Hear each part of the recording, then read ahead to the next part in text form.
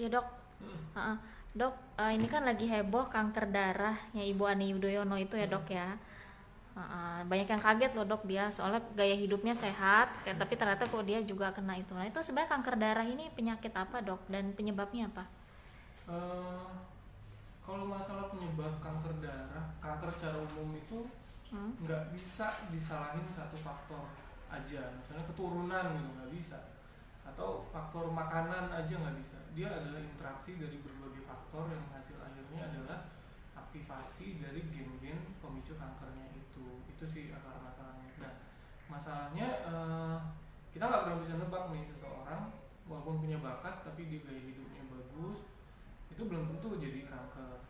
Atau bisa juga orang yang gaya hidupnya sehat tapi dia punya bibit kanker yang memang udah tinggal nunggu waktu aja. Akhirnya dengan pencetus sedikit aja misalnya UV light, sinar UV atau polusi atau makanan, tercetuslah dia jadi penyakit kanker darah. Itu seperti itu bisa. Mm-mm. Selain itu ada penyebab lainnya nggak dok? Mungkin dari faktor makanan, gaya hidup mungkin? Ya itu, lifestyle tuh pasti ya, Mm-mm. stres, kegemukan, Mm-mm. diabetes, Mm-mm. terus polusi sinar UV, pajanan pekerjaan gitu kayak asbes, itu semua berkorelasi positif dengan timbulnya kanker. Merokok misalnya itu Mm-mm. kan selalu. Nah, nggak semuanya itu bisa dipersalahkan sih. Sebenarnya kita juga nggak bisa tahu benar-benar faktor risiko Mm-mm. mana yang paling dominan di seseorang yang timbul kankernya gitu. Mm-mm. Makanya kita jangan heran kasus kayak seperti Bu Ani Yudhoyono ini. Kita nggak tahu sebenarnya bakat genetiknya dia seperti apa nih. Itu kita mestinya di situ kemungkinan ada gitu kan. Mm. Atau entah apa yang faktor pencetusnya yang lain gitu. Itu mesti dievaluasi gitu. Mm-mm. Bisa dari faktor keturunan juga nggak itu dok ya, bisa ya? Keturunan tuh berarti bakat genetik. Mm-mm. Eh, mungkin aja ataupun yang nggak punya bakat bisa muncul dari situ. Kenapa? Karena sel darah kita, sel tubuh kita ini kan selalu membelah. Mm-mm. Dalam proses pembelahan itu bisa saja terjadi kesalahan. Nah, kesalahan yang terjadi berulang-ulang, bertumpuk-tumpuk, kesalahan copy gen itu yang akan mencetuskan gen baru, gen kanker Mm. baru gitu. Mm-mm. Kalau makanan dok, selama ini kan banyak beredar orang ini makanan ini penyebab kanker, ini penyebab kanker. Sebenarnya ada nggak sih dok yang penyebab dari makanan itu?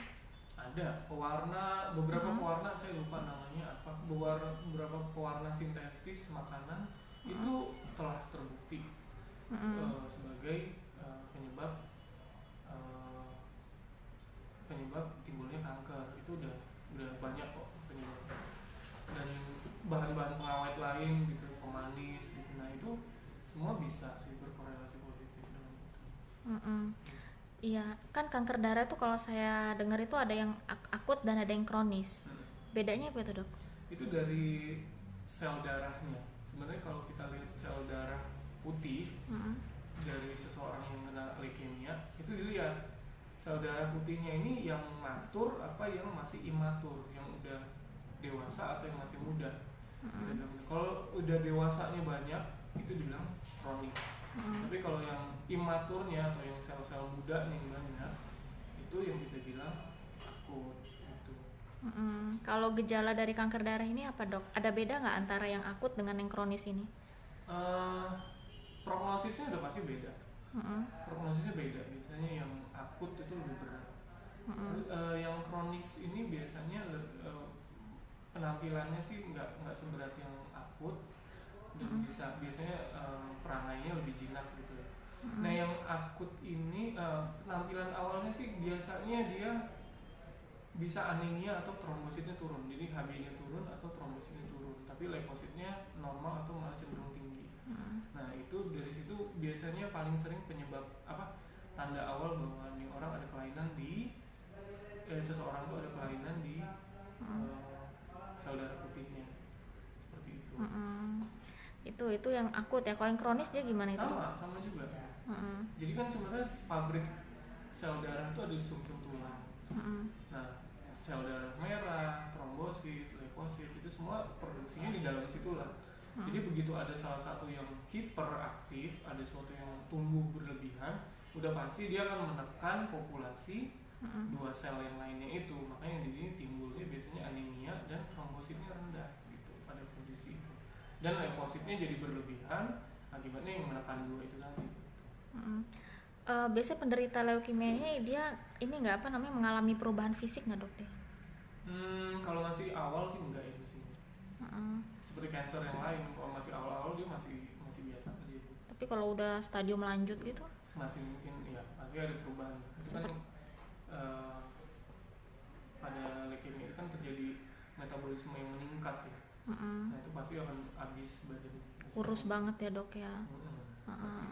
Nah kalau untuk udah terkena leukemia ini dok, itu apa yang akan dokter lakukan untuk mereka ini? Ditentuin dulu leukemia jenis apa, karena obatnya udah pasti beda. Leukemia yang akut itu sendiri ada dibagi lagi jadi dua, limfoblastik apa mieloblastik. Yang mieloblastik dibagi lagi jadi 6, M0 sampai M6. Yang ALL, yang limfositik, limfoblastik itu dia dibagi 2, B atau T. Terus yang kronik dibagi 2 lagi, yang limfositik apa yang mielositik gitu. Jadi banyak. Pertama harus pilih dulu dia orang ini yang mana. Jadi leukemia yang tipe mana. Karena dari situlah akan pengobatannya gitu. Dari situ juga akan kelihatan prognosisnya atau perkiraan nasib si pasien ini ke depannya gimana, itu bisa ditentukan dari jenis kankernya dia mana. Jadi pertama harus diagnosisnya dulu, ditegain ini diagnosis leukemia yang mana. Dari situ nanti bisa ceritanya akan berlanjut gitu. Nah dari situ nggak ujuk-ujuk di kemo langsung ya. Kita lihat dulu kondisi pasiennya gimana gitu. Kalau kondisinya udah terlalu berat, jangankan di kemo, untuk nanggung masalah yang ada saat ini dia udah sulit. Nah makanya jadi nggak melulu langsung masuk ke kemo, udah pasti harus dievaluasi dulu kondisi seluruh tubuhnya. Kondisi organ lainnya seperti ginjal, hati, terus paru itu juga perlu diperhitungkan. Ada nggak infeksinya, kondisi metabolik seperti gula darah, kolesterolnya juga harus diperhatikan seperti itu. Nah dalam kondisi apa dok itu pasien harus dapat cangkok sumsum tulang belakang? Kondisi leukemia itu yang ada satu indikasi. Yang mana maksudnya udah sampai apa sih namanya tuh stadium berapa gitu? Enggak. Jadi yang namanya leukemia itu kan berarti kelainan di sumsum tulang. Berarti sumsum tulangnya mesti dihilangkan, salah satu tulangnya diganti cangkok oleh sumsum tulang yang baru gitu. Cuman memang di Indonesia belum sih sampai transplantasi sumsum tulang, kita belum sih. Belum ya. Karena peralatannya mesti sophisticated banget itu, mesti di luar negeri itu berarti ya. Berarti di luar negeri kayak gitu dok ya. Di mana? Itu apa kalau stadium awal juga boleh tuh dok dia langsung transplantasi itu? Sebenarnya kalau ngomongin leukemia itu kita nggak pakai stadium ya. Oh ya. Kita bilangnya kalau stadium itu untuk tumor padat gitu. Tumor padat ya ada, tapi kalau kanker darah kita nggak pakai. Nah kalau sebenarnya kalau leukemia ya diganti. Targetnya harusnya ganti sumsum ya. Begitu di leukemia dimatiin di kemo, ya berarti kan bibitnya juga mesti diganti gitu. Itulah gunanya transplantasi sumsum tulang. Bisa sembuh nggak dok leukemia ini? Tergantung, itu sangat tergantung dari jenis diagnosis dan kondisi organ secara keseluruhan. Secara keseluruhan gimana? Kalau anak-anak banyak kan anak-anak leukemia yang sembuh gitu. Karena memang anak-anak badannya masih bagus gitu. Tapi kalau orang dewasa? Kalau dewasa sangat tergantung sih dari kondisi reservoir organnya dia gimana gitu. Cadangan organ, cadangan faali dia itu gimana gitu. Kalau memang udah tipis ya berat. Tapi kalau misalnya masih sehat ya mudah-mudahan sih enggak. Iya dok, terakhir dok, banyak nggak dok kasus leukemia di Bandar Lampung ini sebenarnya? Leukemia saya nggak tahu pastinya, tapi kalau di Abdul Mulukin aja dok, banyak nggak?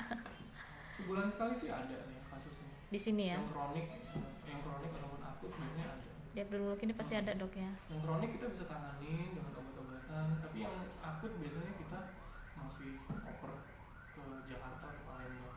Jakarta ya dok ya?